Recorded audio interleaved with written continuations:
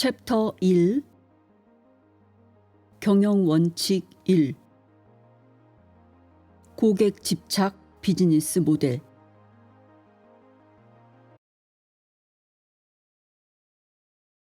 제프 베조스는 아마존을 설립하기 전 퀀트 투자, 즉 수학 및 통계 지식을 이용해 투자 법칙을 찾아내고 이를 토대로 행하는 투자를 말한다.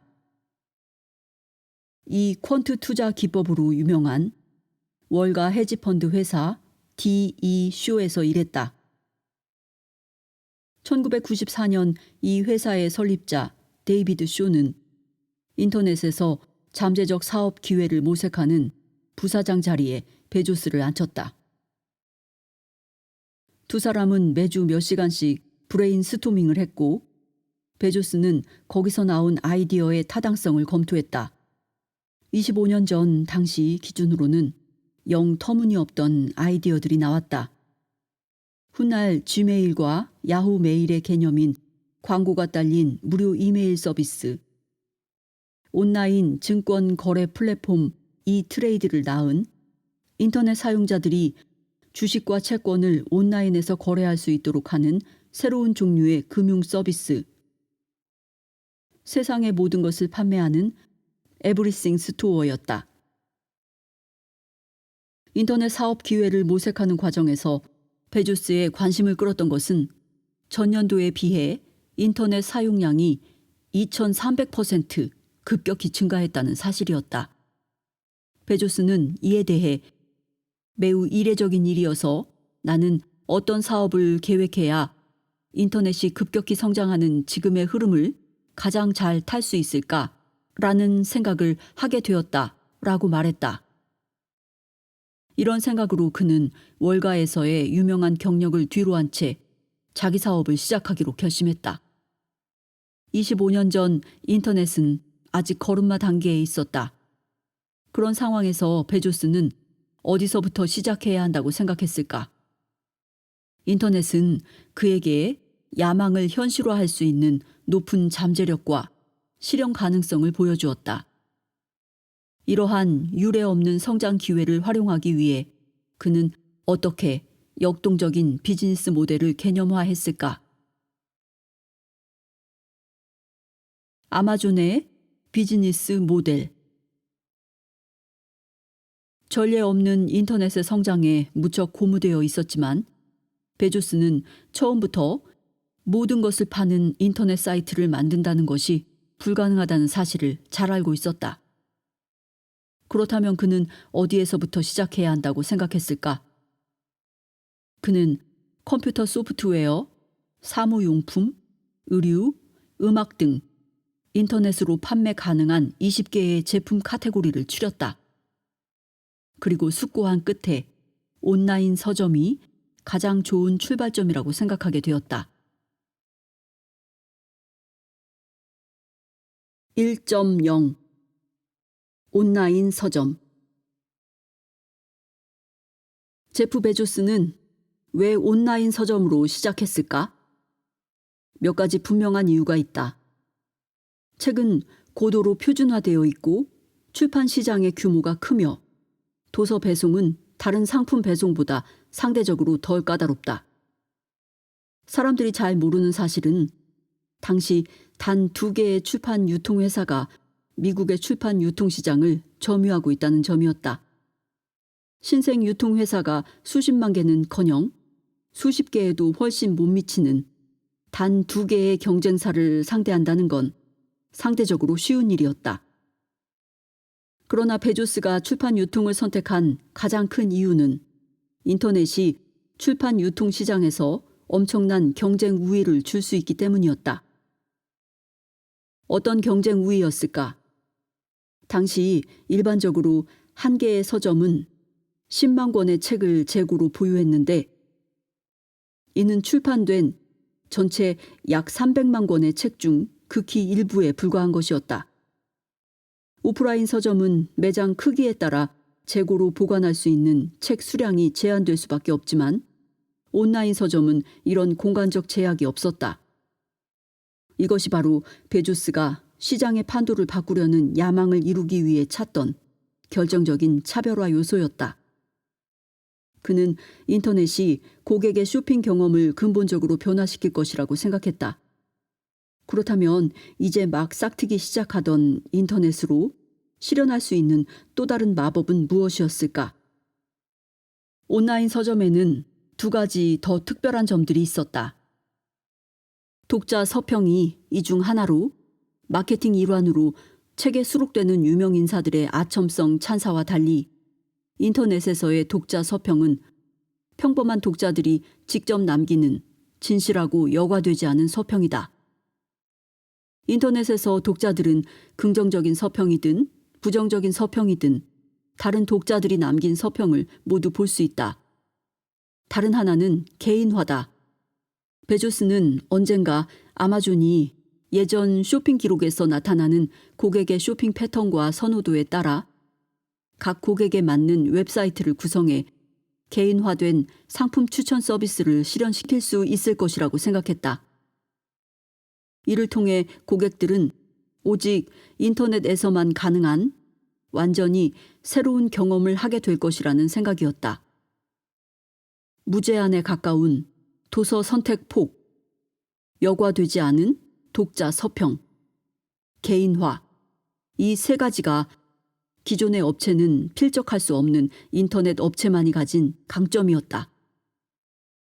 베조스는 기존 서점들이 아무리 규모가 크더라도 결국에는 경쟁 상대가 되지 않을 것임을 확신했다.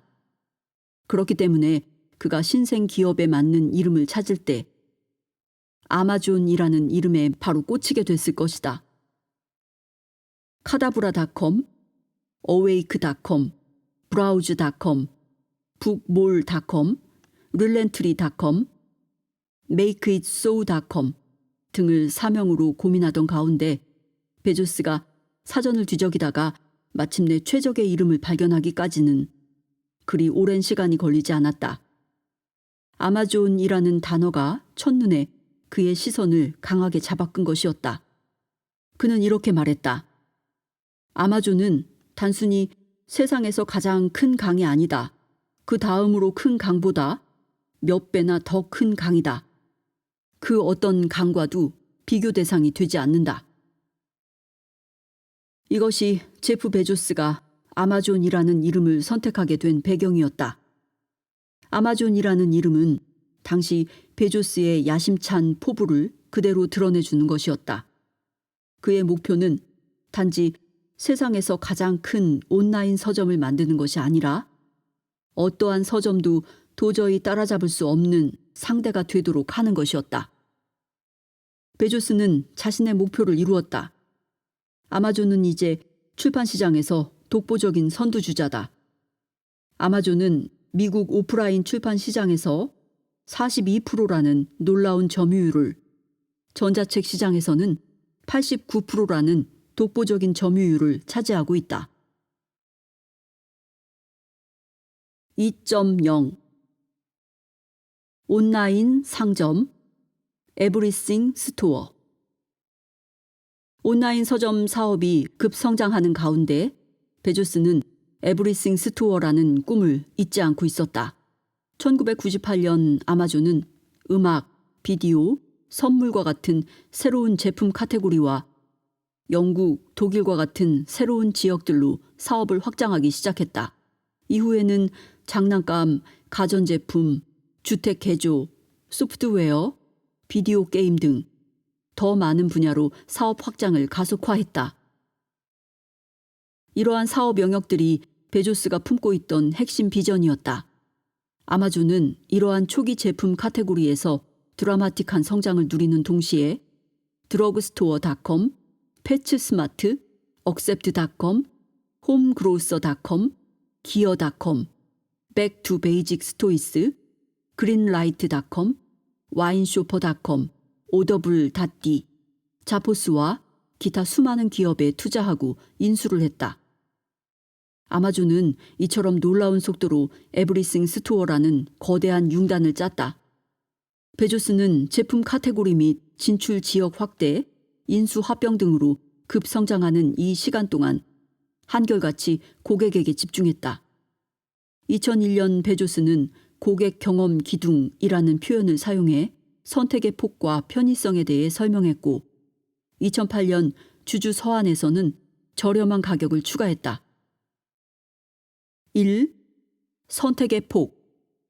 2001년에 이미 무려 4만 5천 개에 달하는 품목과 수백만 권에 달하는 도서를 선택 가능하게 했다.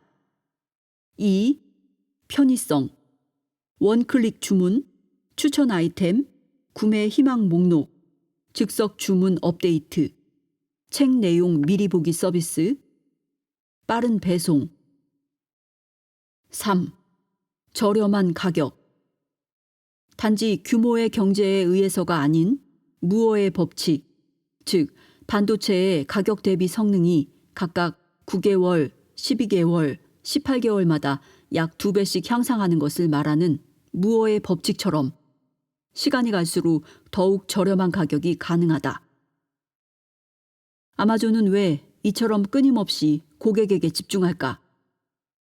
베조스는 아마존 서비스에 대한 고객의 인식이 아마존의 가장 귀중한 자산이라고 굳게 믿고 있기 때문이다. 2005년 아마존은 주문한 지 이틀 안에 무료로 배송해주는 서비스인 연회비 $79의 아마존 프라임 서비스를 출시했다. 즉, 아마존이 제공하는 유료 구독 서비스 중 하나로 일반 아마존 고객이 이용할 수 없거나 추가 비용을 내야만 이용할 수 있는 서비스를 사용자에게 제공하는 걸 말한다. 2019년 12월 31일 기준으로 아마존은 전 세계에서 넷플릭스에 이어 두 번째로 많은 유료 가입자인 약 1억 1,200만 명의 아마존 프라임 회원을 보유하고 있다. 흥미롭게도 고객에 집중하는 아마존의 원칙은 주주 가치를 가장 잘 창출하는 결과로 되돌아온다. 3.0 온라인 비상점 플랫폼. 플랫폼이란 무엇이고 플랫폼은 상점과 어떻게 다를까?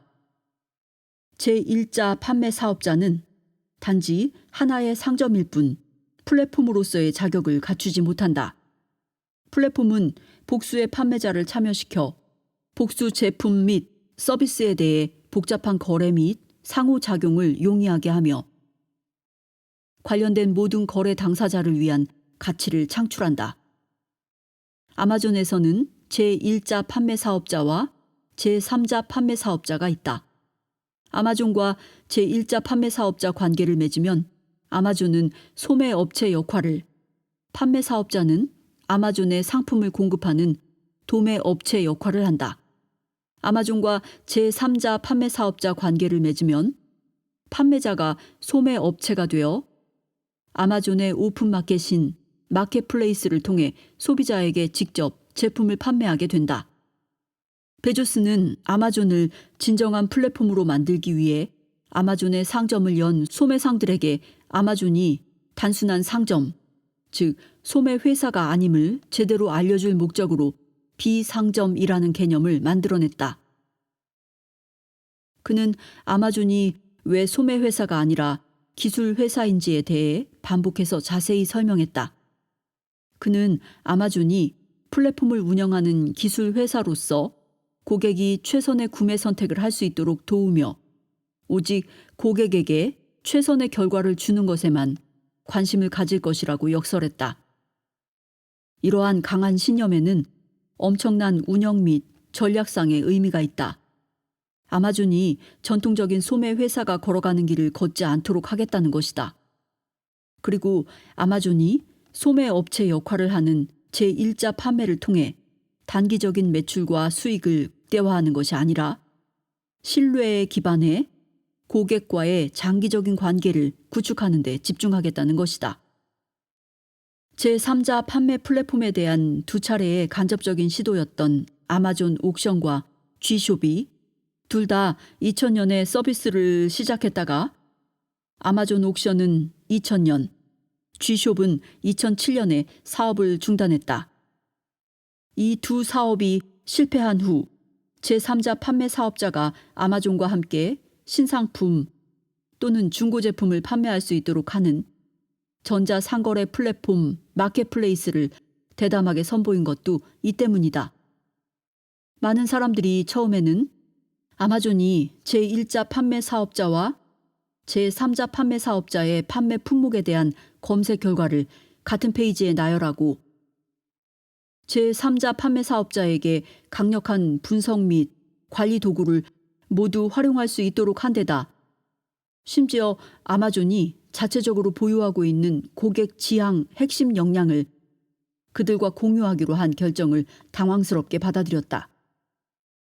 아마존의 사업 모델이 온라인 상점이라고 생각한 사람들에게는 아마존이 제3자 판매 사업자들에게 제공하는 후한 혜택은 정상이 아닌 것으로 보였다. 경쟁자를 도울 이유가 없기 때문이었다. 그렇지만 아마존을 플랫폼으로 보는 사람들에게는 이러한 선택이 전적으로 타당해 보였다. 플랫폼 모델에서 제3자 판매 업체는 경쟁사가 아니라 귀중한 생태계 파트너이기 때문이다. 아마존은 수백만의 중소기업, 제3자 판매 업체, 개발자, 배송회사, 저자로 구성된 생태계를 구축해오고 있다. 혼자서는 결코 플랫폼을 구축할 수 없다. 플랫폼은 생태계 파트너들과 협력함으로써 생겨나고 발전하며 생태계와 더불어 점차 커간다. 이것이 중요하면서도 새로운 디지털 시대 게임의 법칙들 중 하나이다. 아마존은 디지털 경제 법칙에 맞는 역동적 사업 모델에 대한 선견 지명을 가지고 있었고 일찍부터 대담한 실행을 통해 생태계 파트너들과 자신의 이익 모두를 가속화함으로써 상상할 수 없는 가치를 창출해냈다. 아마존의 유명한 플라이 휠 개념은 플랫폼이 작동하는 메커니즘을 시각적으로 생생히 보여준다. 독립된 온라인 상점은 기본적으로 대단히 많은 아이템을 대단히 많은 고객들에게 제공할 수 있을 때만 계속 성장할 수 있다. 플랫폼 비즈니스 모델은 제3자 판매 업체들에게 모든 것을 개방해서 이들이 더 많은 주문을 받을 수 있도록 함으로써 마치 뉴턴 물리학에서 양자역학으로 도약하듯 선형적 성장에서 기하급수적 성장으로 도약할 수 있었다. 판매자가 늘어날수록 고객의 선택폭이 그만큼 늘어나고 더 많은 고객들이 유입되고 결과적으로 규모가 커지게 된다. 규모가 커지면 비용 구조가 효율화되면서 고객들의 구매가가 더 저렴해진다. 선택의 폭은 늘어나고 구매가는 낮아지며 고객의 편의성이 개선되면 고객 경험이 향상된다. 향상된 고객 경험은 더 많은 트래픽을 발생시켜 플라이 휠이 강화된다. 이것이 플랫폼이 태생적으로 가진 미덕이다. 아마존이 생태계 내의 파트너인 제3자 판매 업체에게 관대하고 강력한 권한을 부여하는 것은 아마존 플랫폼의 장기적인 성장과 번영을 위한 자기 보완 메커니즘이다. 2020년 2월 현재 아마존은 미국에서 38.7%의 점유율을 차지하는 최대의 온라인 판매 플랫폼이다. 제3자 판매 업체의 판매액은 52%라는 놀라운 연평균 매출 증가율을 보이며 1999년 1억 달러에서 2018년 1,600억 달러로 증가했다. 베조스는 2018년 주주 서한에서 아마존 전체 매출 중 독립적인 제3자 판매 사업자의 매출 비중이 3%에서 58%로 증가했다. 솔직히 말해 제3자 판매업자들이 우리의 첫 번째 파티를 망쳐버렸다. 라고 농담을 했다. 4.0 인프라 사업과 온오프라인 플랫폼 2017년 아마존은 137억 달러의 홀푸드를 인수해 아마존 고를 열면서 사업 영역을 신선식품과 오프라인으로 확장했다. 사실 아마존은 홀푸드를 인수하기 몇 년 전부터 신선식품 사업을 실험하고 있었다. 아마존이 신선식품 사업을 대단히 중요하게 생각한 이유는 무엇이었을까? 신선식품은 구매가 빈번하다. 일주일에 한 번 신선식품을 구매하는 사람도 있지만 일주일에 2번에서 3번씩 좀 더 빈번하게 구매하는 소비자도 있다. 심지어 매일 일상적으로 신선식품을 구매하는 소비자도 있다. 소비자와의 빈번한 상호작용은 모든 사람을 위해 모든 제품을 갖춘 플랫폼인 아마존의 꿈이다. 게다가 아마존은 온라인과 오프라인 모두에서 고유의 주문 이행 역량과 더불어 방대한 기존 고객층을 활용할 수 있는 특별한 강점을 가지고 있었다. 아마존 비즈니스 모델에서 가장 두드러지면서도 놀라운 점은 주문 이행 서비스, 아마존 웹 서비스, 알렉사와 같은 인프라 사업에서의 성공이다. 아마존 웹 서비스인 AWS는 마이크로소프트, 구글, 알리바바의 강력한 경쟁 압력에도 불구하고 전 세계 클라우드 서비스 시장에서 40%가 넘는 점유율로 1위를 지키고 있다. 2018년 기준 AWS는 스타트업에서부터 대기업에 이르는 그리고 정부 기관에서 비영리 단체에 이르는 수백만의 고객사를 확보하고 있고 아마존 전체 매출액의 11%를 차지하는 267억 달러의 매출액과 아마존 전체 영업이익 중 59%를 차지하는 73억 달러의 영업이익을 달성했다. 아마존은 어떻게 인프라 사업으로 성공적인 사업 확장을 할 수 있었을까? 아마존은 제1자 판매자들이 사업을 계속해서 성장시킬 수 있도록 오랫동안 주문 이행 서비스와 기술에 엄청난 전문 지식을 축적해왔다. 전통적인 경쟁 이론에 따르면 기업들은 이러한 핵심 역량을 오직 내부적인 목적으로 엄격히 사용하면서 자사의 독점적인 노하우로 보호해야 하는 것이 정상이다. 하지만 아마존은 디지털 시대의 새로운 게임의 법칙을 인식하고 이러한 경쟁 우위가 새로운 가능성을 열 수 있도록 외부 파트너에게 서비스를 개방했다. 예컨대 제3자 판매 사업자들이 주문 이행 서비스 FBA와 프라임 프로그램을 통해 판매하면 고객이 이틀 안에 무료로 배송받을 수 있기 때문에 그들의 사업에 상당한 도움이 된다. AWS 또한 자사의 핵심 역량을 개방하여 파트너사의 사업을 돕는다. 이처럼 유연하고 경제적이며 편리한 서비스는 신생 기업과 중소기업에게 꼭 필요하다. 이들 기업은 클라우드 서비스를 이용하면 IT 시스템을 구축하는 데 드는 막대한 초기 투자를 할 필요가 없다. 대신에 이들 기업은 AWS를 사용하면서 사용료만 지불하면 된다. 이렇게 아마존은 창업을 하고 기업을 키워나가는 데 필요한 자원과 전문 기술의 장벽을 낮춰주었다. 알렉사는 더 적극적으로 외부에 자사의 핵심 역량을 개방하는 경우다. 알렉사는 클라우드 기반의 음성 인식, 인공지능 비서로 에코에 연결되는 것 외에도 스마트 기기를 만드는 다른 회사들 및 외부 개발자에게 개방되어 있다. 베조스는 다음과 같이 자랑스럽게 말한 적이 있다. 1세대 에코가 나온 이후로 고객들은 1억 대 이상의 알렉사 탑재 기기를 구입했다. 알렉사가 내장된 기기의 수는 2018년에 전년도 대비 2배 이상 증가했다. 현재 헤드폰과 PC, 자동차, 스마트홈 기기에 이르기까지 알렉사가 내장된 150개 이상의 제품들이 있으며 앞으로 훨씬 더 많아질 것이다. 이처럼 아마존은 디지털 시대 모든 종류의 기업에 인프라를 제공하는 인프라 제공사가 되었다. 경쟁이라는 전통적인 시각을 넘어 고객들의 요구를 실현하려는 아마존의 또 다른 흥미로운 예가 있다. 2019년 9월 24일 아마존은 30개 업체와 손을 잡고 음성 상호 연결 이니셔티브를 체결해 최대한 많은 기기가 각 기업의 디지털 비서들과 함께 작동하도록 하고 있다고 밝혔다. 아마존은 음성 비서 소프트웨어 및 하드웨어를 위한 산업 표준을 만들기 위해 경쟁사들과 협력하고 있다. 구글, 애플, 삼성 등은 참여하지 않았다.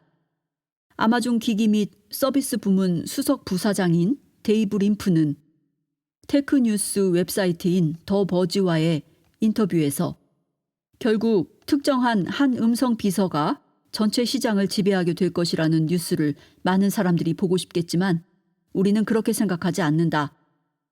이것은 스포츠 경기가 아니다. 승자가 한 명뿐이진 않을 거라는 얘기다. 라고 말했다. 아마존은 보도 자료를 통해 이니셔티브는 음성 서비스들이 단일 기기에서 서로 원활하게 연동되어야 하며 음성 인식 제품은 복수의 호출어를 지원하도록 설계되어야 한다는 공통된 생각을 바탕으로 추진되고 있다. 아마존, 바이두, BMW, 보스, 세런스, 에코비, 하만, 로지텍, 마이크로소프트, 세일즈포스, 소노스, 사운드 유닛, 소니 오디오, 스포티파이, 텐센트와 같은 글로벌 브랜드를 비롯해 프리, 오렌지, SFR, 버라이존과 같은 통신회사, 암로직, 이노미디어, 인텔, 미디어텍, NXP 반도체, 퀄컴, SGW 글로벌, 톤리와 같은 하드웨어 솔루션 제공자, 컴스코프, 디스크비전, 리브르, 링크플레이, 마이박스, 사젬컴, 스트림 언리미티드, 슈그루 일렉트로닉스 등 30여 개 기업이 협력사로 이름을 올렸다. 라고 밝혔다. 아마존의 창업자이자 CEO인 제프 베조스는 여러 개의 활성화 언어를 고객에게 최고의 옵션으로 제공한다. 이용자는 특정 상황에서 최적의 지원을 받는 음성 서비스를 선택할 수 있다. 기업들이 이런 비전을 공통으로 추구하는 모습을 보는 건 신나는 일이다. 라고 말했다. 이러한 인프라 제공 사업은 아마존이 25년 동안 지속적으로 진화하면서 규모에서도 급격히 성장했을 뿐 아니라 단순한 모델과 서비스를 제공하는 기업에서 훨씬 광범위하고 역동적인 서비스를 제공하는 기업으로 진화할 수 있었던 또 하나의 방법이다. 아마존은 소비자 대상 온라인 상점에서 우리의 삶에 필요한 거의 모든 것. 아직까지는 아마존이 데이트 앱을 출시하지 않았지만 앞으로 출시하게 될지도 모를 일이다. 이러한 거의 모든 것을 온라인과 오프라인, 제1자 판매 사업자 및 제3자 판매 사업자를 통해 제공하는 소비자 대상 플랫폼으로 그리고 기업을 대상으로 물류와 기술 서비스를 제공하는 인프라 제공 업체로 탈바꿈해왔다. 그리고 분명 앞으로도 더 많은 비즈니스 모델로 확장할 것이다. 현재 아마존을 향해 열려있는 하늘은 무한하며 미래에는 더욱더 무한할 것이다. 지금까지 우리는 아마존이 디지털 시대의 플랫폼, 생태계의 인프라라는 새로운 개념을 바탕으로 비즈니스 모델을 성공적으로 구축하며 지속적으로 확장했음을 살펴봤다.